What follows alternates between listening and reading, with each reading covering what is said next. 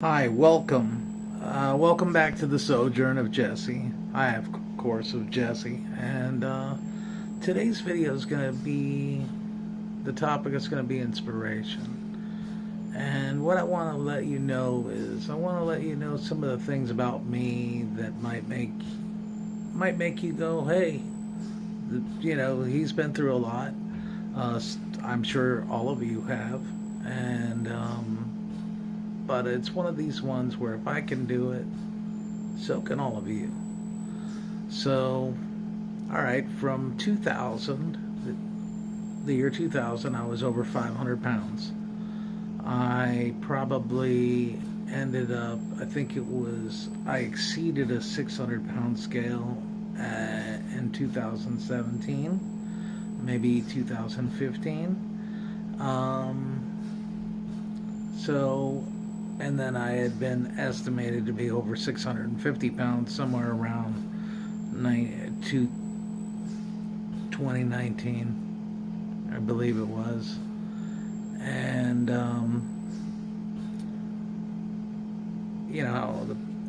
how do you get there? Well, I was so addicted to processed food ever since I was in high school. My first jobs were at fast food restaurants, and I ate there, and I started really not eating at home. And you make enough, back then you made enough money that, you had money in your pocket and food's cheap, and so you could afford to eat. If you had a part-time job, you could eat anytime you wanted, and fast food was cheap at that point. I think I remember Whoppers were like $1, and so really crazy times. So that allowed me to eat, and then I don't know what it is about fast food, processed food, but sometimes I would overeat, but it was literally, I was addicted to the food. It was, I didn't know it at the time, but my volume of food just kept increasing and increasing, and of course it was food that was basically spiritually dead because it would last and not rot forever. And my body is taking this in, and it's getting worse and worse. So I wanted to say that, to tell some truths about, yes, it is partially my fault for overeating, but I don't think we educate people enough on what's the right food to eat versus the wrong food. And anybody that says that, oh yeah, you can have processed food in limited amounts. Well, that's true. You could.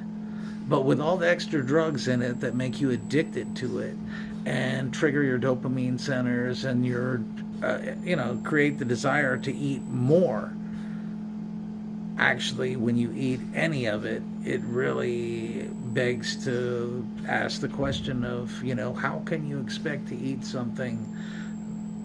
You can't have a small cocaine habit, a small crack habit, a small heroin habit.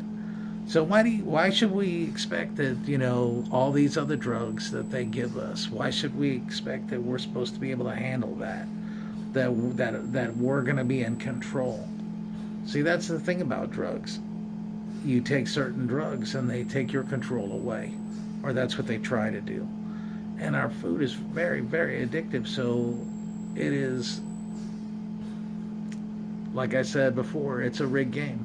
They know they have their customers hooked, and everybody in America is their customer. Like I said, in the European Union, they will not accept our food anymore. So they know what's going on. They know exactly how bad it is. It's just that it doesn't get talked about enough. So in this inspiring story, I'd like to say that my brother, he had leaky gut, he had diabetes, he was having one day I saw him and his stomach was actually sitting on his legs, like normal. And then a month later I saw him and his gut was hanging over his knees. And he was 35. and they were taking needles and sticking it into his belly to drain fluid out of his body. These are some of the things that are the horrors of processed food. And yeah, well, guess what? Back in 1900, before processed food was invented, nobody got needles in the belly. Nobody had their intestines leaking and gathering fluid, which is waste fluid from your actual intestines. It's leaking into your body.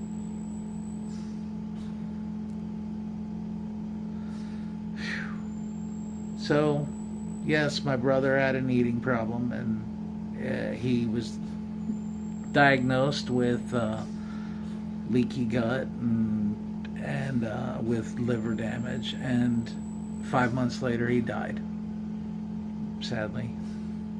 And his death hit me very hard, and I started praying to God, and I asked him to please come into my life. And I started praying to my brother, and I said, would you please put up a good word for me with the big man upstairs?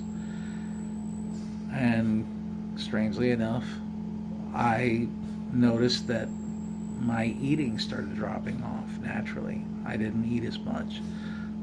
This was during the time of COVID, 2021, and I was ordering 2 meals a day at the same time to save the delivery fee. And I realized I was only eating 1 meal, and then I was letting the other one rot. And I didn't really notice it at the time. It's just something that I kind of adjusted to. But I prayed for help, and it started coming. And so my brother died on April 19th, 2021. And in August of 2021, I was rushed to the hospital. I was read the last rites. They went and notified my mother, and my mom tried to commit suicide with prescription drugs because it was just too much, losing her youngest son, and then her eldest son is dying as well. So I came to this nursing home, and actually I transferred here from another one because my mother ended up being here, and she was my roommate for 18 months until she passed. And so losing your baby brother and your mother in a matter of 2 years and 2 days, it kind of profoundly changes a person.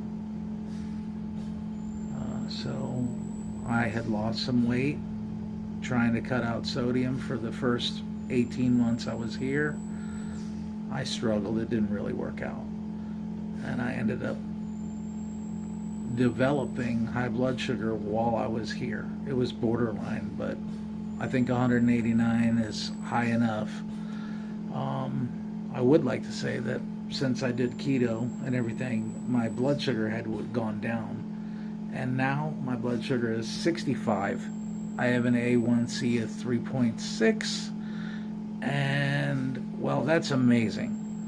Most of the doctors that I talk to are like, could you please eat a little sugar?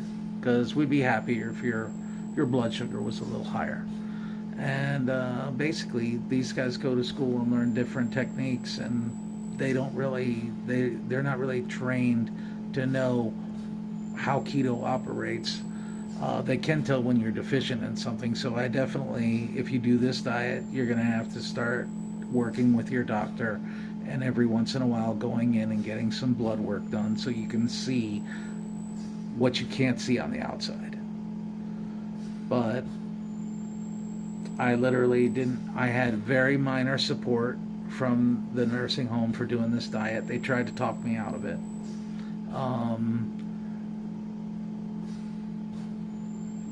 And I did it on EBT and with a small amount of help from the facility with some food, but they don't really help me out that much.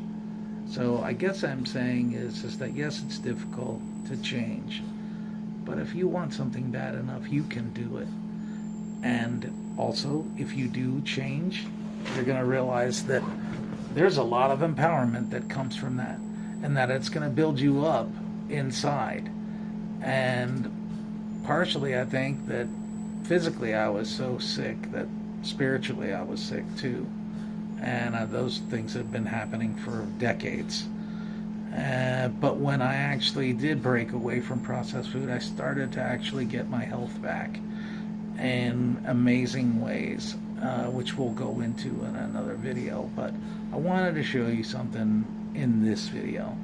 And so what I'm going to show you is that I showed my arm in the last video, and you saw in the previous videos at the beginning how big I was. So I guess I'll just show you how big I am now, okay? And that way a picture's worth 1,000 words. So let's try this, okay?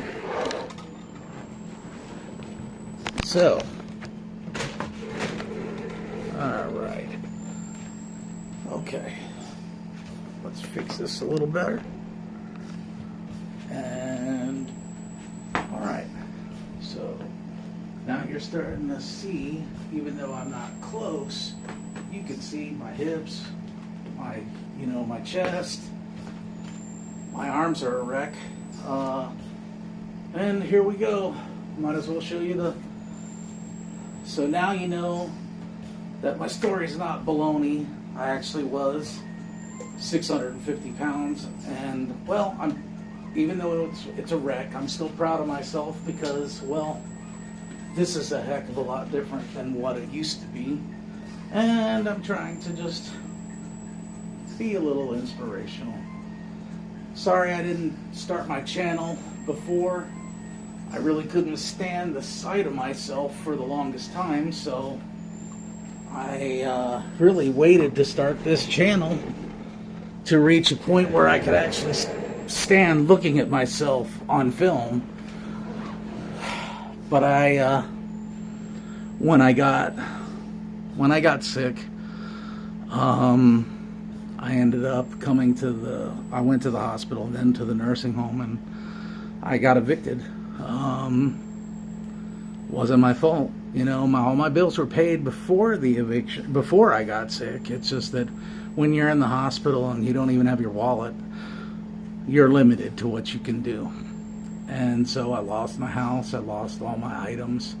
I wish I had lots of photos to show you, but that's the reason why.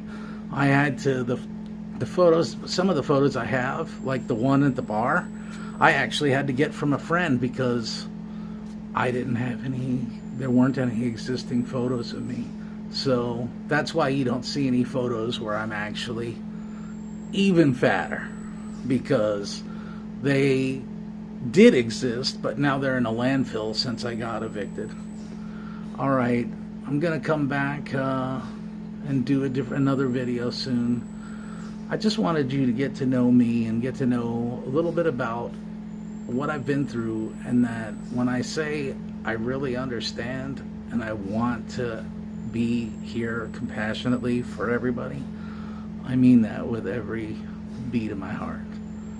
And so I wanted you all to know that, no, I'm not perfect. Far from it. But I have learned a few things, and I think that losing over 365 pounds gives me the right to talk about this. So please like, share, subscribe. I would love to have other people come back, because on this journey that I've been on, I've actually learned quite a few things, and I just want to share them with all of you because, like I said before, I spent 2 years in a bed, and I know how it is to just, your window is the only outlet you have to see what's going on actually in the outside world. And after having that perspective of being trapped in my bed and a prisoner in my own body, I really want to be here to help. So I love all of you. God loves you too. And I hope to see you back here again. Oh, please comment if you have anything to say, I would like to field your questions.